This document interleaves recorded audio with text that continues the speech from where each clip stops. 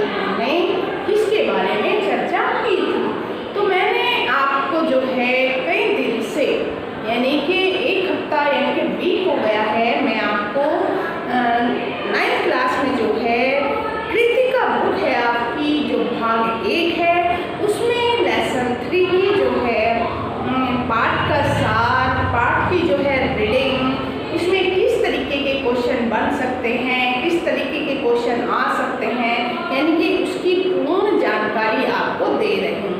तो सभी बच्चे जो हैं इस वीडियो को देखकर सभी क्वेश्चन आंसर भी कर सकते हैं। तो इसलिए जो है ये ऐसे मैंने इसमें पार्ट 1, 2, 3, 4 यानी कि आज जो है पार्ट हमारा कौन सा है 7 के पार्ट है।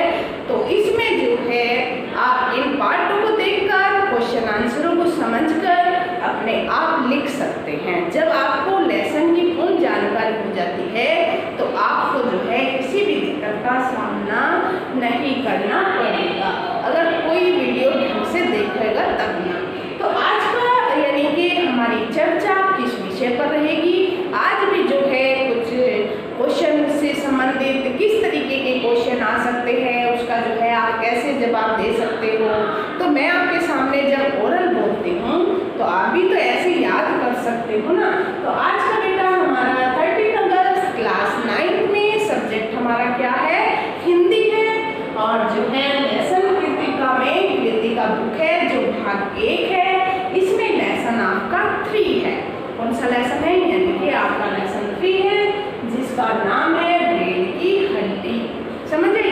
तो इसमें जो है आपको पात्रों के संबंध में बताई होगा कौन कौन जो है इसमें पात्र दर्शाए गए हैं और किसके बारे में इसमें वर्णन किया गया है। तो एक बार थोड़ा सा हिंट दूंगी कि पात्र जो है इसमें रामस्वरूप और उसकी बेटी जो है उमा है, और रामस्वरूप की जो पत्नी है बेटा वो प्रेमा है, और एक जो है रामस्वरूप का जो है एक नौकर है जिसका नाम रतन है। तो इसमें जो है ये 4 पात्र अलग से हैं और 2 पात्र जो है उनको और दर्शाया गया है। एक है गोपाल प्रसाद जो कि रामस्वरूप के एक मित्र भी रहे थे किसी टाइम, और जो है उनका बेटा जो है शंकर है जो कि शंकर किसका बेटा है, रामस्वरूप गोपाल प्रसाद का है। और रामस्वरूप जो है गोपाल प्रसाद के लड़के शंकर से जो है उमा की शादी कराना चाहते हैं, लेकिन जो गोपाल प्रसाद है बेटा वो कम पढ़ी लिखी लड़की चाहते हैं, और जो है वो ऐसी लड़की चाहते हैं अपने बेटे के लिए कि जो है सर्वगुण संपन्न, सर्वगुण यानी कि उसके अंदर जो है सभी गुण सम्मानित यानी कि संपन्न हो, सभी गुण उसके अंदर हो। तो इस तरीके की जो है वो लड़की अपने लड़के शंकर के लिए जो है देखना चाहते हैं, तो वो जो है उमा को देखने के लिए आते हैं। तो इसमें जो है मैंने कल अनेक क्वेश्चन, ये तो इसका जो है एक तरीके से मैंने हिंट एक मोस्ट लाइन बताई है कि इसमें क्या है। तो इसमें जो है बेटा एक क्वेश्चन है कि इस एकांकी में जो है किस एकांकी में यानी कि जो रीढ़ की हड्डी है आपकी, इस एकांकी में जो है इस एकांकी का क्या उद्देश्य है, यानी कि इस एकांकी का मुख्य उद्देश्य क्या है। तो इस एकांकी का जो है मुख्य उद्देश्य जो है ये एक प्रकार का एकांकी है जो कि उद्देश्यपूर्ण है। तो इसमें जो है समाज के दायरे में रहने वाले गोपाल प्रसाद पर जो है इसमें करारा बयान किया गया है। इस पर गोपाल प्रसाद पर जो है करारा बयान किया गया है इस एकांकी में, और जो है उमा जैसी लड़की पर जो है एक ये कहा गया है कि समाज में जो है अपने समान अधिकार को प्राप्त करने के लिए जो है वो लड़की अपने आगे बढ़ती है।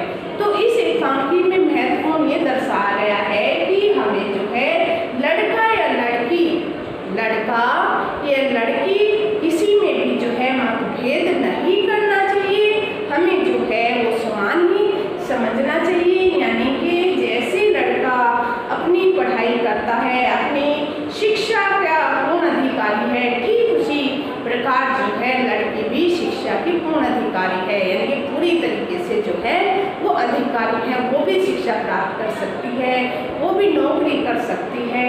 तो इस तरीके से जो है इसमें लड़का और लड़की के में मतभेद को दूर करते हुए लेखक ने ये लेसन का जो है लिखा है। ठीक है, तो इसमें जो है गोपाल प्रसाद जो है बेटा इसमें इस एकांकी में वो ऐसी लड़की चाहता है कि जो है कम पढ़ी लिखी हो, लड़के जितना उसको सम्मान ना मिले और जो है वो घर की एक नौकरानी के रूप में कार्य करती रहे, उसको जो है हमेशा दबाकर रखा जाए। तो लेखक ने जो है गोपाल प्रसाद जैसे व्यक्तियों पर, क्योंकि वो तो इसमें गोपाल प्रसाद है, लेकिन हमारे समाज के दायरे में जो है ऐसे बहुत सारे व्यक्ति होंगे जो कि लड़कों को अधिक सम्मान देते हैं जबकि लड़कियों को नहीं देते। बेटा एक उदाहरण, यानी कि लड़कियों को जो है या लेडीज को, स्त्रियों को जो है पैर की जूती के समान भी कहा जाता है कि पैर की जूती है। तो ऐसे हमें जो है स्त्रियों को या लड़कियों को ऐसा नहीं कहना चाहिए, क्योंकि वो भी जो है भगवान की संतान है, वो भी समान अधिकार प्राप्त कर सकती है, वो भी आगे बढ़ सकती है और जो है वो भी अच्छी पोस्ट पे कार्य कर सकती है। जरूरी नहीं कि लड़के ही अच्छी पोस्ट पे कार्य कर सकते हैं। यानी कि आज आप जो देख रहे हैं बेटा कि जो है 70% लड़कियां ऑफिस में जो है कार्य कर रही है, कार्यरत है, और यहाँ तक कि जो लड़के हैं आज वर्तमान युग में वो जो है घर में बैठे हुए हैं, शिक्षित हैं, लेकिन उन लड़कियों को जो है ज़्यादा महत्व दिया जा रहा है। मैं ये कहूँगी कि जो है हमें एक समान दायरा रखना चाहिए, जितना लड़की को यानी कि जितना लड़के को जो है समझना चाहिए उतना ही हमें लड़की को भी समझना चाहिए। तो इस एकांकी में जो है समाज के दायरे में रहने वाले ऐसे लोगों पर जो है, जैसे गोपाल प्रसाद है, तो ऐसे लोगों पर जो है करारा बयान किया गया है। गोपाल प्रसाद चाहता था कि वो लड़की को पढ़ाई लिखाई, बुनाई, संगीत, म्यूजिक आदि जो है सारा सब कुछ आता हो और घर का वो सारा काम भी करे। तो इस प्रकार जो है इस एकांकी में हमें ये महत्वपूर्ण उद्देश्य है, इस एकांकी का जो है ये महत्वपूर्ण उद्देश्य है कि हमें जो है वो लड़का हो या लड़की हो, हमें उन्हें समान रूप से समझना चाहिए। और चाहे यानी कि इसमें लड़कों की अपेक्षा उमा जैसी लड़की को जो है समाज को आवश्यकता है। यानी कि शंकर जो था एक चरित्रहीन था और उसको रीढ़ की हड्डी भी नहीं थी, यानी कि बैकबोन भी नहीं थी, तो समाज को जो है स्पष्टतावादी यानी कि स्पष्ट बोलने वाली लड़कियों की ज़रूरत है। हमें जो है बेटा लड़कियों को अपमानित नहीं करना चाहिए, हमें जो है उनको सम्मान देना चाहिए। ऐसे लोगों पर जो नारी को समस्त अधिकारों से वंचित रखना चाहते हैं, यानी को जो है उन्हें अधिकार नहीं देते हैं, उससे अपमानित करते रहते हैं, उन्हें स्वयं अपमानित होना पड़ता है। इस प्रकार लेखक ने इस एकांकी में लड़के और लड़की का जो है भेदभाव समाप्त करते हुए शंकर जैसे लड़के की अपेक्षा उमा जैसी लड़की को समाज की आवश्यकता बताई है। तो ये क्वेश्चन क्या बताया था एक तरीके से मैंने कि इस एकांकी का मुख्य उद्देश्य क्या है, तो ऐसे आप इसका जवाब दे सकते हैं।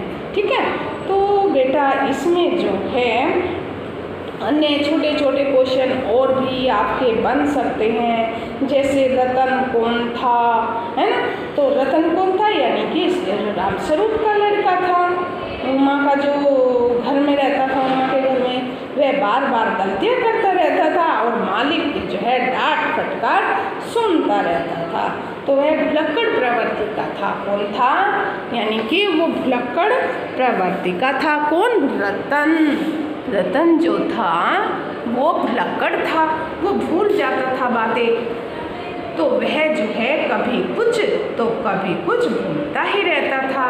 रामस्वरूप बाबू जो है उसे उल्लू कमबख्त और जो है अन्य कई बार की गलती मूर्तियाँ देखकर फटकारते रहते हैं। और एक बार तो यहाँ तक भी बोल दिया था कि जब भगवान अकल बांट रहे थे तू चरने चला गया था क्या? तो घास चरने चला गया था जब भगवान अकल बांट रहे थे सबको, तो तुझे अकल नहीं है। तो इस तरीके से रतन कौन है इसके बारे में मैंने आपको जानकारी दी। ऐसे छोटे छोटे बहुत से क्वेश्चन इसमें बन सकते हैं। तो आपको अगर जो लेसन आता है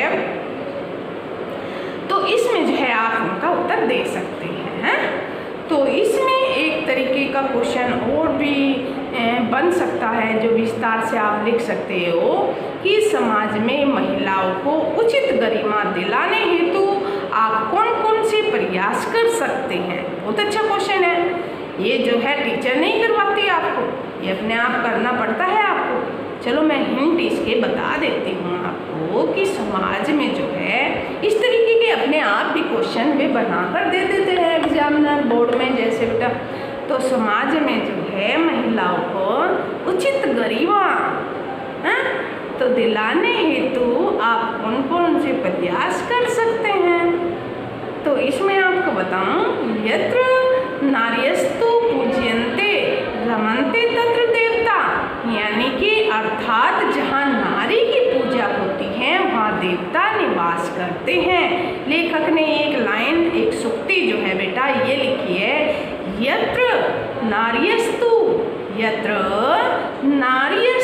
पूज्यन्ते रमन्ते तत्र देवता, यानी कि जहाँ पर नारी की पूजा होती है वहाँ पर देवता भी निवास करते हैं। ठीक है ना, अच्छी है ना। यत्र नार्यस्तु पूज्यन्ते रमन्ते तत्र देवता, बहुत अच्छी लाइन लिखी है ये लेखक ने इसमें। तो लेखक कौन है बेटा इसके पता है आपको? पता है आपको इसके राइटर कौन है? जगदीश चंद्र बसु। जगदीश चंद्र बसु जी हैं इसके राइटर। तो चलो खैर, तो इसमें समाज में महिलाओं को उचित गरिमा दिलाने हेतु आप कौन से प्रयास कर सकते हैं बताइएगा। तो पिछले जो है कुछ वर्षों में भारतीय समाज में महिलाओं को सम्मान की दृष्टि से देखा जाने लगा है। लेकिन कुछ वर्ष पहले बेटा ये मानते थे कि यहाँ तक का करते थे, जैसे लड़की पैदा होती थी तो उसको यमलोक पहुँचा देते थे, मार देते थे जन्म होते ही कि लड़की ने जो है जन्म ले लिया, क्योंकि लड़कों को जो है अधिक महत्व दिया जाता था। लड़की को जो है जन्म लेते ही परलोक धाम पहुँचा दिया जाता था। तो इसमें जो है कुछ वर्षों से, यानी कि पिछले कुछ वर्षों से भारतीय समाज में महिलाओं को सम्मान की दृष्टि से देखा जाने लगा है। लेकिन आज भी जो है गांव की महिलाओं की स्थिति दयनीय है। उनको जो है जो गांव की महिलाएं हैं उनकी दया करने वाली स्थिति है। वो बेचारी सुबह सवेरे उठती है, 4-5 बजे उठती है और सारा दिन जो है वो काम पर ही लगी रहती हैं। नारी की प्रगति का जो मुख्य आधार शिक्षा है। जब तक महिलाएं शिक्षित नहीं होगी, यानी कि जब तक सारी लड़कियां पढ़ी लिखी नहीं होगी तो वे न तो अपना विकास कर सकती हैं और न ही देश की उन्नति में भी अपना योगदान दे पाएंगी। यानी कि कहने का तात्पर्य आज के युग में जो है सभी लड़कियों को शिक्षा देनी अनिवार्य है। तो एक शक्ति और मैं बताऊंगी कि बच्चों का जो है शिक्षा जन्मसिद्ध अधिकार है। वो जो है जो शिक्षा है वो बच्चों का क्या है, एक जन्म सिद्ध अधिकार है जो जन्म से ही उनको दी जाती है। तो तब महिलाएं शिक्षित नहीं होगी तो जो है अपना विकास नहीं कर सकती, और अपना विकास नहीं कर सकती तो यानी कि अपना योगदान जो है देश की उन्नति में भी नहीं दे पाएगी। अतः सबसे पहले नारी को शिक्षित किया जाना चाहिए। क्या किया जाना चाहिए सबसे पहले? यानी कि नारी को शिक्षित किया जाना चाहिए। नारी को जो है अनपढ़ नहीं रखा जाना चाहिए।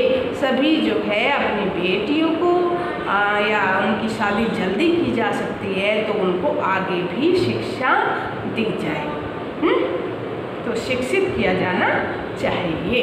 तो नारी को जो है पुरुष के समान अधिकार सम्मान दिलाने के लिए जो है समाज को जागरूक किया जाना चाहिए। यानी तो समाज जो सोया हुआ है इसको जगाने की आवश्यकता है।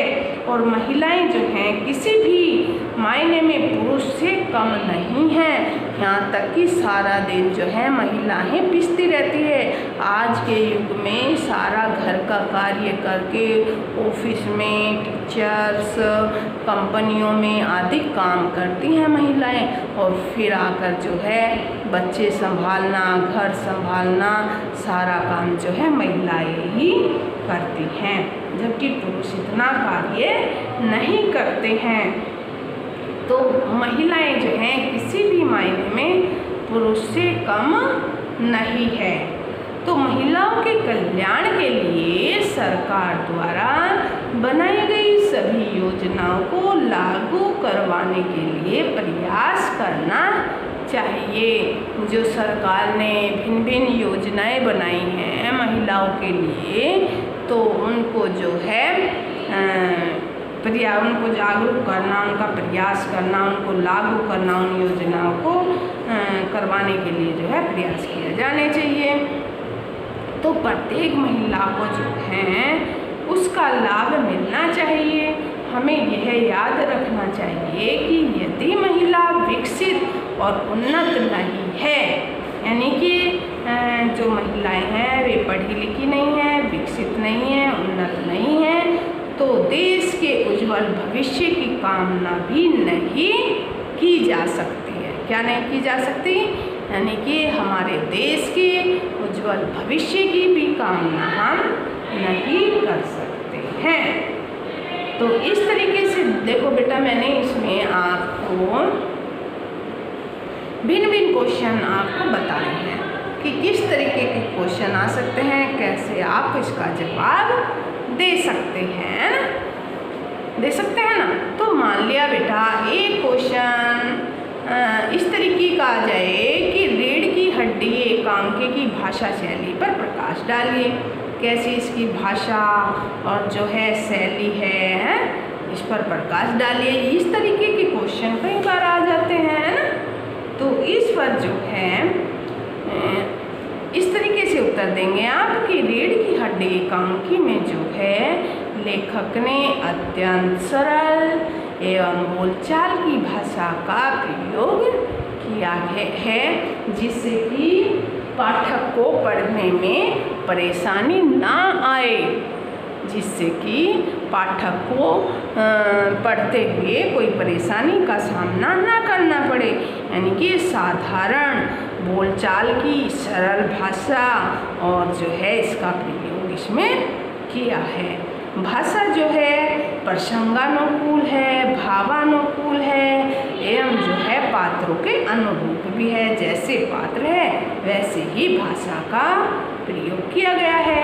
लेखक ने अंग्रेजी के अनेक शब्दों को बड़े सहज भाव से प्रयोग किया है। इसमें अंग्रेजी के शब्दों को भी इसमें जो है लेखक ने लिया है।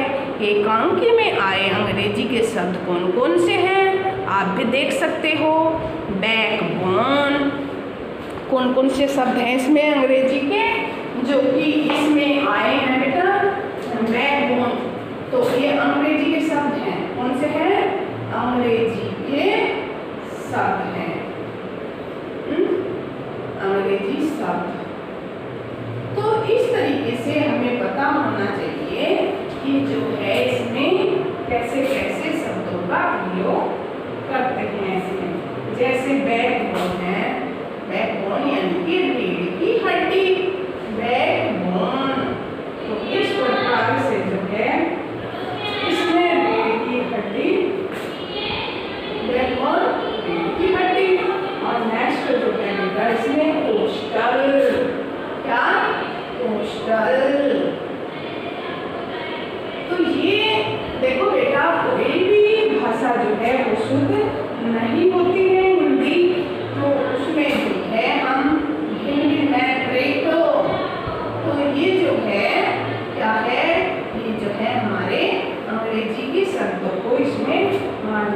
से weekend, week, weekend, तो आदि ऐसे शब्द जो हैं लिए गए हैं।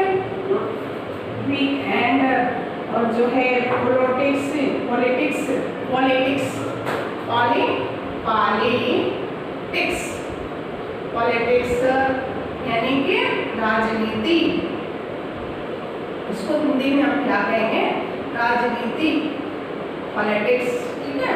तो इस प्रकार के जो है कॉलेज, पॉलिटिक्स, पॉलिटिक्स और कॉलेज आदि जो हैं ये कौन से हैं, हमारे अंग्रेजी के शब्द हैं। कॉलेज, तो इस प्रकार के अंग्रेजी, इसके साथ साथ जो है उर्दू फारसी के शब्दों के उसमें भरमार है। कौन से है उर्दू फारसी के, उर्दू फारसी के शब्द कौन से हैं बेटा, उर्दू और फारसी, फारसी, उर्दू फारसी शब्द।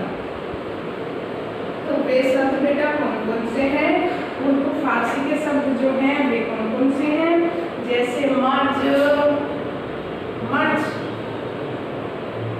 मर्ज जानते हो, बीमारी, मर्ज किसको बोलते हैं, बीमारी। दकियानूसी,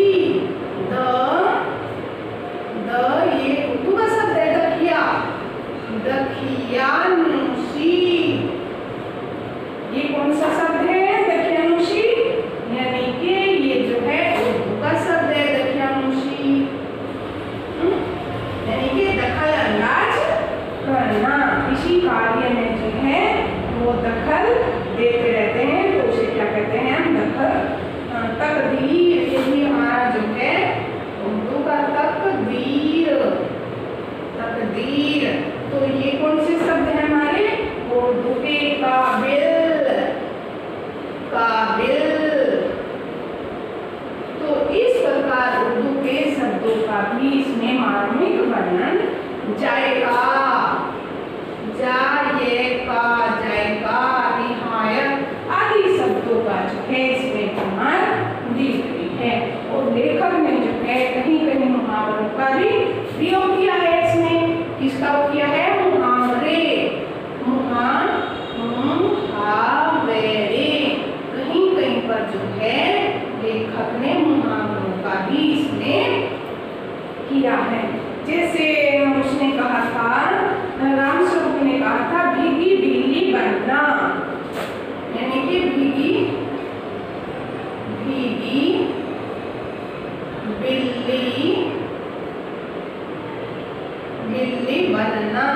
तो भीगी बिल्ली बनना यानी कि चुपचाप खड़े रहना, कुछ ना बनना, कुछ ना बोलना, जैसे किसी ने पीट के खड़ा कर दिया हो, भीगी बिल्ली बनना।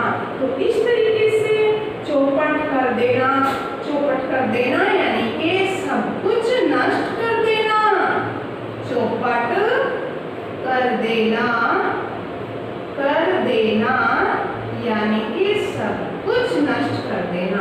तो इस प्रकार से जो है इसमें मुहावरों का भी प्रयोग किया गया है आदि। तो रीढ़ की हड्डी एकांकी की शैली जो है कौन सी है बेटा, वो संवादात्मक है।